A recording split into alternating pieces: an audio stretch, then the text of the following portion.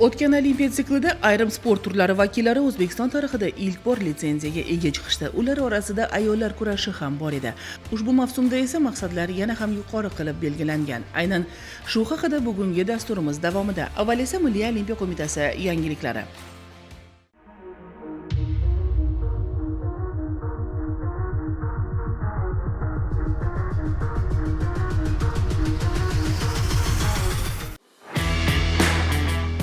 Bir hafta mobaynida poytaxtimizda stol tennisi bo'yicha U15 va U19 yosh toifalarida Osiyo chempionati bo'lib o'tdi. Mazkur musobaqada qit'amizning 22 mamlakatdan 400 nafardan ortiq sportchi g'oliblik uchun bahs olib bordi. Barcha toifalardagi final bellashuvlaridan keyin musobaqaning g'olib va sovrindorlari taqdirlandi. Mazkur tadbirda O'zbekiston Milliy olimpiya qo'mitasi vakillari ham ishtirok etishdi. Qayd etish joiz, mamlakatimiz stol tennisi olamida ilk bor bunday nufuzli turnirga mezbonlik qildi. Navoiyda dzyudo bo'yicha O'zbekiston dzyudo tur musobaqasining 3-bosqichi bo'lib o'tdi. Sovrin jamg'armasi 200 million so'mni tashkil etgan musobaqada yurtimizning turli hududlaridan tashrif buyurgan polvonlar 4 ta vazn toifasida bahs olib borishdi. Parij 2024 yozgi olimpiya o'yinlari sovrindori Alisher Yusupov kabi taniqli sportchilar ishtirok etgan musobaqada Ahror Ziyodullayev, Otabek To'raboyev va Islombek Ravshanqulovlar o'z vazn toifalarida oltin medallarni qo'lga kiritishdi. Yusupov esa musobaqada 5-natijani qayd etdi. Umumjamoa hisobida bu gal ham surxondaryolik dzyudochilar peshqadamlik qilishdi. O'zbekiston dzyudo tur musobaqasining keyingi bosqichi 30-iyul kuni Andijonda o'tkaziladi.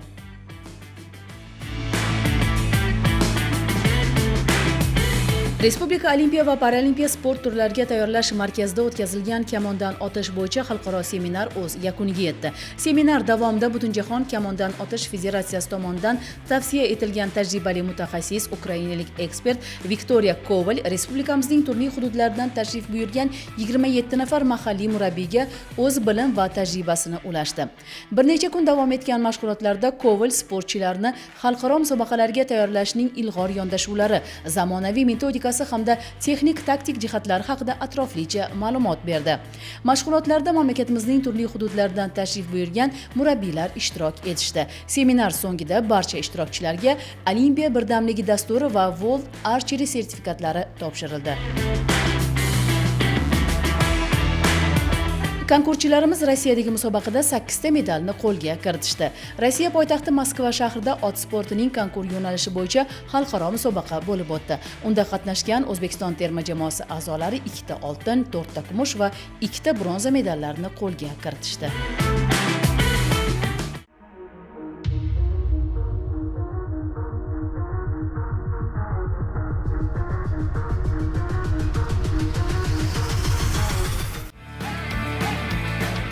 Mamlakatimizda sportning rivoji, sportchilar va murabbiylar, mutaxassislar uchun zarur barcha shart-sharoitlar yuqori darajada yaratib berilyapti. Albatta, buning samarasi yurtdoshlarimizning xalqaro maydondagi natijalarida aks etib kelyapti. Ko'plab sport turlari vakillari yurtimiz sharafini munosib himoya qilib kelishyapti. Ayollar kurashi jamoasi ham shu qatorda jahon va qit'a miqyosida o'z o'rniga ega terma ekanligini isbotlay oldi. Tarixda ilk bora olimpiada litsenziyasiga sazovor bo'lgan Aktinga Keonimjayeva 4 yillikning asosiy startlarida ishtirok etib, yurtimiz sha'nini munosib himoya qildi. Boshlangan olimpiya sikli ham vatandoshimiz uchun muvaffaqiyatli start oldi. 2025-yilni bizlar o'ta ko'tarinki ruhda boshlab oldik. Bizlar hozirda 2028 Los Angeles olimpiadasiga tayyorlik ketyapti. Hozirdan boshlab yanvar oyida bizlar Ivan Yarikin turniriga bordik, xalqaro turniriga va u musobaqada men bronza medalga erishdim. Undan keyin bizda Belarusiyada turnir bo'lib o'tdi. Men bu turnirda yaxshi qatnashib, 2-o'rinni oldim va uzoq kutgan musobaqam bo'ldi. Yaqindagina bo'lib o'tgan Turkiyadagi turnirimizda chempion bo'lish nasib qildi. Endi oldimizdagi yana bitta Polshada turnirimiz bor. Shundan keyin jahon chempionatiga tayyorlanamiz. Aktinga terma jamoa sardori, u tajribali, jamoada o'z hurmatiga ega sportchi. Albatta, olib borilayotgan mashg'ulotlar haqida ham so'zlab berdi. Jamoamizda hozircha tarkibni hozir turnirlarga bitta vesta 2 talab qizlar olib boriladi, tayyorgarlik ko'riladi Parij Los Angeles olimpiadasiga. Lekin asosiy tarkibni trenerlar shtabi o'zlari kelishgan holda kimni olib ketish, kim shu payt tayyor bo'lsa, shuni olib ketiladi.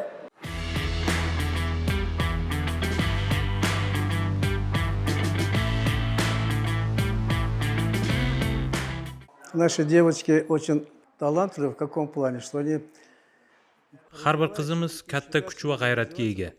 Shogirdlarimiz doim o'z ustilarida ishlab, katta maqsadlari sari intilib kelishmoqda. Yaqinda Turkiya davlatida tashkil qilingan musobaqa bo'lajak olimpiadada ishtirok etadigan mezbon davlat, shuningdek ozarbayjonlik qo'shni qozog'istonlik top sportchilari bilan tengma-teng kurash tushib, g'alabalarni qo'lga kiritib qaytishdi. Albatta qizlarimiz mahoratlarini charxlab, o'z ustilarida davom ettirishlari shart. Ruhiy tayyorgarlikni mukammallashtirib borish kerak, sababi g'alabaga erishishning 80% aynan shunga bog'liq. Har bir qizimiz bilan individual tarzda mashg'ulotlarda shug'ullanib, mahoratlarini charxlab kelyapmiz.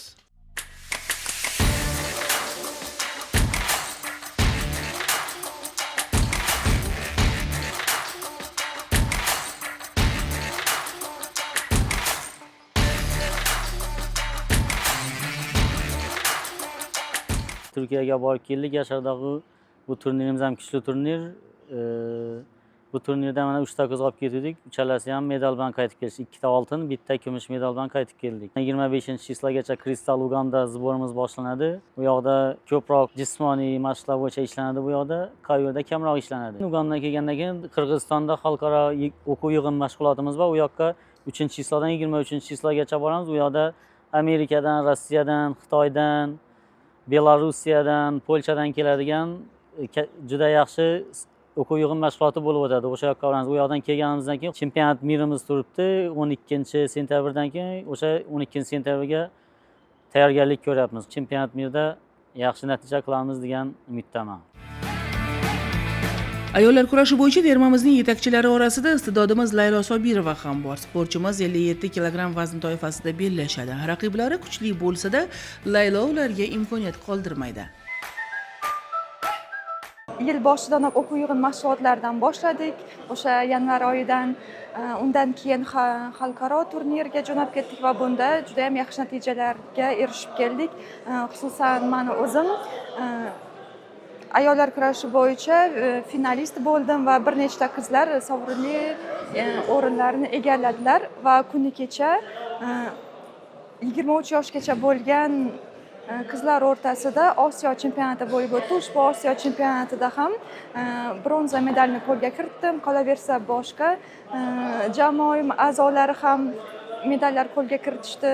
Umuman olganda tayyorgarligimiz o'sha reja bo'yicha yaxshi ketyapti. Bu yil davomida eng asosiy bizani tayyorlanayotgan musobaqamiz Jahon chempionati bo'ladi. Ushbu hozir borib kelgan musobaqamiz ham aynan mana shu Jahon chempionatiga tayyorgarlik musobaqasi bo'ldi men uchun. Yana o'quv yig'in mashg'ulotlariga jo'nab ketamiz. Sobirova va uning jamoadoshlari munosib sharoitlar haqida alohida ta'kidlab o'tishdi. Aynan poytaxtimizda va Toshkent viloyatida yaratilgan sport bazalar yuqori darajada tashkil qilingan va aynan shunday imkoniyatlar sabab biz bor salohiyatimizni gilamda munosib tarzda namoyon eta olyapmiz, deydi suhbatdoshimiz. Biz asosan Ichki ishlar vazirligi sport kurashlari bo'yicha ixtisoslashtirilgan Olimpiya zaxiralari maktabida sport faoliyatimizni olib boramiz. Barcha mana shu O'zbekiston terma jamoa a'zolari mana shu yerda yig'iladi. Shuningdek, o'quv yig'in mashg'ulotlarini esa Toshkent viloyatida Ugam sport bazasida olib boramiz. Biz mahoratlarimizni oshirishimiz uchun barcha shart-sharoitlar yaratilib borilyapti. Shu boisdan biz ham ishonchlarni oqlashga harakat qilamiz. Jamoada juda ham ko'tarinki kayfiyat, hammani o'zini musobaqasi, o'zini maqsadlari bor, hamma shu o'zini maqsadi sari olg'a intilyapti. Masalan, hozir 20 yoshgacha bo'lgan qizlarimiz Osiyo chempionatiga jo'nab ketyapti. Kechagina biz Osiyo chempionatidan keldik. Shu hammani o'ziga yarasha oldiga qo'ygan maqsadi bor, lekin jamoamiz bilan eng katta birga qilgan maqsadimiz bu albatta Olimpiya o'yinlari. Bunga ham bor kuch g'ayratimiz bilan harakat qilyapmiz. Shu o'rinda terma jamoa bilan yuqori malakali mutaxassislarning katta jamoasi ishlaydi. Shifokorlar ham muntazam sportchilarimizning sog'liqlarini nazorat qilib borishadi. Terma jamoada 6 yildan beri ish faoliyat olib boraman. Qizlarimiz hozir juda ham a'lo kayfiyatda. trenirovkalar hammasi yaxshi ketyapti, musobaqalarga tayyorgarliklar bo'lyapti. Yaqinda mana U23 Osiyo chempionatidan yaxshi o'rinlar bilan qaytib kelishdi. Boshqa sostavimiz esa Turkiyada bo'lib o'tgan turnirda yaxshi o'rinlarni olib kelishdi. Xullas, qizlarimizda hozir potensial juda ham yaxshi. O'ylaymanki, bu potensialni yana ham yuqori natijaga ko'targan holda, men ham bunga qo'limdan kelgancha albatta yordamimni beraman, ya'ni o'sha tibbiy tarafdan yordam beraman va qizlarimizning natijasini ko'tarishga harakat qilgan holda olimpiadaga litsenziya olib, olimpiadada ham O'zbekiston tarixida birinchi bor o'sha medal olishga harakat qilib ko'ramiz.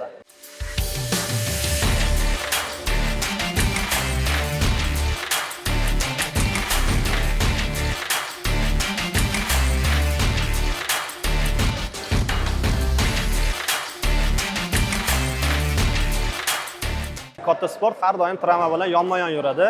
Shuni hisobga olgan holda aytishim mumkinki, qizlarimizda jarohatlar bo'ladi, o'ziga yarasha qanaqadir kasalliklar bo'ladi, lekin biz bularni darhol bartaraf qilishga, darhol qizlarga yordam berishga harakat qilamiz. Qo'ldan kelgancha bularni tezroq o'sha sport formasini tiklab, tezroq mashg'ulotlarga qaytishiga yordam berishga harakat qilaman. Chunki qancha uzoq vaqt davom etsa, o'sha kasallik yoki jarohat qizlarimiz sport formadan shunchalik chiqib ketaverishadi va sport formaga qaytishga juda ham qiynalishadi. Qizlarimiz boshlangan mavsumda xalqaro sport arenasida katta yutuqlarga erishib kelishyapti. Aytish kerak, bunda Aleksandr Nedarezov boshchiligida murabbiylar va qator mutaxassislarning hissasi katta. Sportchilarning maqsad va vazifalari belgilab berilgan va bu borada ular faol tayyorgarlik olib borishyapti. Murabbiylar bilan juda ham yaxshi ish olib boryapmiz. Hozirgi kunlarda etapma-etap musobaqalarni, sborlarni, o'quv yig'i mashg'ulotlarini olib boramiz va bu yilning eng katta musobaqasi Jahon chempionatiga tayyorgarlik ko'ryapmiz. Biz bilan ishlayotgan murabbiylar shtabiga alohida rahmat aytmoqchiman, chunki biz bilan o'z ishini ustalari va qolaversa o'sha bir orzu qilgan nuqtaga o'zlari chiqqan, yaxshi natijalarga erishgan murabbiylar ishlayapti. Biz ularni ko'rib, ulardan ibrat olib, ularga o'xshashga harakat qilib ishlaymiz. Shu boisdan ularga kattakon rahmat aytaman. Biz bilan ham individual ishlaydi har bitta murabbiy va men ulardan juda ham minnatdorman. Ular bilan ishlayotganimdan mamnunman va faxrlanaman. Terma jamoada kuchli salohiyatga ega qizlarimiz ko'p va ularning har biri sport taqvimidan o'rin olgan musobaqalarda muvaffaqiyatli ishtirok etib, Olimpiya sari shahdam qadamlarini tashlab boryapti. Yaqinda Turkiyada sport kurashlari bo'yicha xalqaro xotira turniri bo'lib o'tdi. Ko'plab yetakchi terma jamoalar ishtirok etgan musobaqada O'zbekiston termasi 2 oltin va 1 kumush medaliga sazovor bo'ldi. 53 kilogramm vazn toifasida gilamda kurash olib borgan sportchimiz Shohida Ahmedova, Aktenga Kiyevnimjayeva kabilar bayrog'imizning ko'klarga ko'tarilib, vatanimiz madhiyasi yangrashiga sababchi bo'lishdi. Turkiyada Yashar Doğulu katta turnirida birinchi o'rinni qo'lga kiritdim. Bu men uchun Olimpiya mavsumiga start. Juda ham bu g'alabamdan ruhlanib, chunki bu xalqaro musobaqalarda birinchi oltin medalim bo'ldi. Los Angeles 2028 Olimpiada o'yinlariga menga Turkiya bo'la oladi deb o'ylasam bo'ladi va astoydil harakat qilib Los Angeles Olimpiadasida munosib o'rinlarni egallashga harakat qilaman. Bizga hamma sharoitlar yaratilib berilgan. Sport bazasida yaxshi tayyorgarliklar ko'rib boryapmiz. Trenerlarimiz Aleksandr Ivanovich, Shavkat aka qo'l ostida trenirovkalarni, mashg'ulotlarni davom ettiryapmiz. Jamoamiz juda ham yaxshi deb o'ylayman. Avvalgidan ko'ra oldinga o'sish bor. Chunki biz 3 ta qiz bordik Turkiyaga. Bu turnir oddiy turnir emas, juda ham katta musobaqa. Chunki 2 yil oldin borganimizda 12 ta qiz hammamiz yutqazib kelganmiz medalsiz. Undan oldingi yil bo'lsa 12 ta qizdan bir dona bronza medali bilan qaytganmiz. Bu yilgi musobaqaga o'tgan yili bitta dona bronza bo'lgan edim endi. Turkiya bo'la oldi. O'tgan yili olgan edim. Bu yil chempion bo'lib qaytaman degan ishonch bilan bordim va uddaladim. Bundan juda ham xursandman. Raqiblarimiz kuchli. 3 dona qiz bordik. Uchalamizdan Aktenga Kiyevnimjayeva chempion bo'ldi, men chempion bo'ldim. Svetlana 2-o'rin bo'lib qoldi. Keyingi safar u ham chempion bo'laman degan nimada o'ziga ishonch bilan qaytdi bu musobaqadan. Chunki bunaqa katta xalqaro musobaqalarda o'rin qilish bizga avval yutqazib kelganimiz uchun bu juda ham hayajonli, qiyin tuyulardi, lekin keyingi yilga o'zimizga ishonch bilan biz o'tgan yil chempion bo'ldik, bu yil ham chempion bo'lishimiz kerak deb bora olamiz. Bunga ishonaman. Endi oldimizdagi maqsadlarimiz sentyabr oyida jahon chempionati. Jahon chempionatida ham yaxshi ishtirok etib, O'zbekistonimiz bayrog'ini balandlarga ko'tarishga va'da beramiz. Turkiyadagi musobaqamiz Yashar dog'i turniri deb aytiladi. Bu turnir juda kuchli turnir bo'ladi. Bu yoqda 50 kilodan kurashgan Kelimjay Aktenga qizimiz bu yoqda Ozarbayjonni birinchi nomer qizini yutdi, Qozog'istonni, Indusni birinchi nomer qizini yutdi. Juda qiyin bo'ldi, lekin birinchi o'rinni olib kelishdi. Mana keyin 53 kilodan Ahmedova Shohida 53 kilodan kurashdi. Bu qizimiz ham 3 ta turk bilan kurashdi, 3 ta turkni yutib, keyin finalda Ozarbayjon bilan kurashdi. Ham Ozarbayjonning birinchi nomer qizi edi. Xudoga shukr, juda muvaffaqiyatli bo'ldi. Tushaga bosib yutdik buni. Keyin 72 kilodan Aknazarova Svetlana qizimiz bu 2 ta turkni yutdi, keyin finalda yutqizib qo'ydi. Ikkinchi o'rinni oldi shu bilan. Terma jamoa tarkibiga yosh, istiqbolli sportchilar ham qo'shilgan. Aytib o'tish kerak, seleksiya ishlari muntazam olib borilib, o'z samarasini beryapti.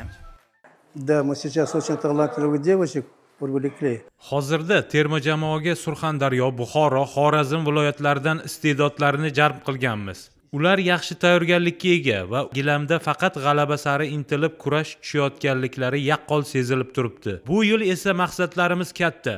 Hozirda mahoratimizni yanada oshirib, texnik va taktik usullarni mukammallashtirib, mustahkamlash ustida ish olib boryapmiz. Buning uchun barcha kerakli sharoitlar va imkoniyatlar yaratib berilyapti va bu sportchilarimiz uchun katta motivatsiyadir. Men o'zi yaqinda terma jamoaga qo'shildim. Jamoamiz yaxshi. Opalarimiz bizga kerakli maslahat, yordamlarini berishyapti, ayamayaptilar. Mashg'ulotlar davomida texnika, taktika shularga ko'p ahamiyat qaratyapmiz. Shular ustida ishlab, chempionat Aziya bor. Hozirda shu bazada triumfga qilamiz. Chempionat Aziyadan keyin kelib, Ugamga qo'shilamiz borga. Aleksandr Ivanovich, Shavkat aka shularni qo'l ostida ishlayapmiz. Biz bilan murabbiylarning katta jamoasi ishlayapti. Har birimiz bilan ishlab, xatolar ustida ko'p ishlayaptilar. Albatta bizga bildirilgan ishonchni oqlaymiz.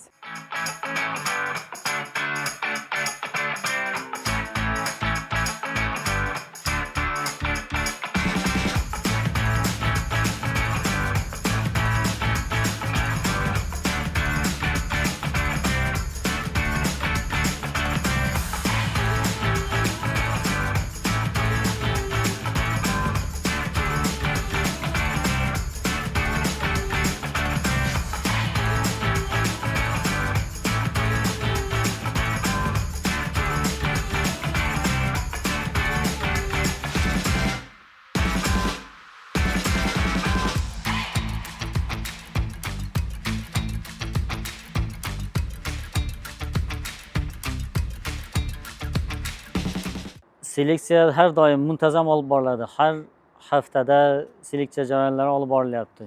Hozir psixologiya bo'yicha ham juda yaxshi katta yordam beryapti rahbariyatimiz. Psixologiyasi ham qizlarimizda sal bo'shroq edi. Hozir psixologiya bo'yicha ham qizlarimiz yaxshi ishlab boryapti. Xudo xohlasa shu psixologiyasi ham tayyor bo'lsak, texnik, taktik ham tayyor bo'lsak, medallar bilan kelamiz degan umiddamiz. Bu yilimiz xudo xohlasa hozir mas'uliyatli musobaqamizdan jahon chempionatimiz bor. Jahon chempionatidan keyin islom o'yinlari va islom birdamlik o'yinlari bor. Yilning oxirida bo'ladi. Xudo xohlasa bu ham kuchli musobaqa. Birinchi maqsadimiz olimpiadaga litsenziya olish bo'lyapti. O'shanga juda qattiq tayyorgarlik ko'rilyapti. O'shaning uchun chempionat mirimizda hozir qizlarimizni qanday kurashlarini ko'rib, bundan keyin yana o'quv yig'in mashg'ulotlarimiz xalqaro bo'lyapti. O'shandan keyin qizlarimizni ko'proq motivatsiya bo'ladi. Ko'proq qizlarimiz xalqaro o'quv yig'inlarida qatnashib kelsak, motivatsiya kuchli bo'ladi. O'shaning hisobiga qizlarimiz yaxshi. Ayni shu kunlarda sportchi qizlarimiz Toshkent viloyatining Ugam sport bazasida o'quv mashg'ulot yig'inlarini o'tkazishyapti. Ushbu olimpiya mavsumiga rejalar katta va eng yuqori maqsadlar belgilangan. O'ylaymizki, sportchilarimiz ularga erishadi. Biz esa bu jarayonni albatta kuzatib boramiz.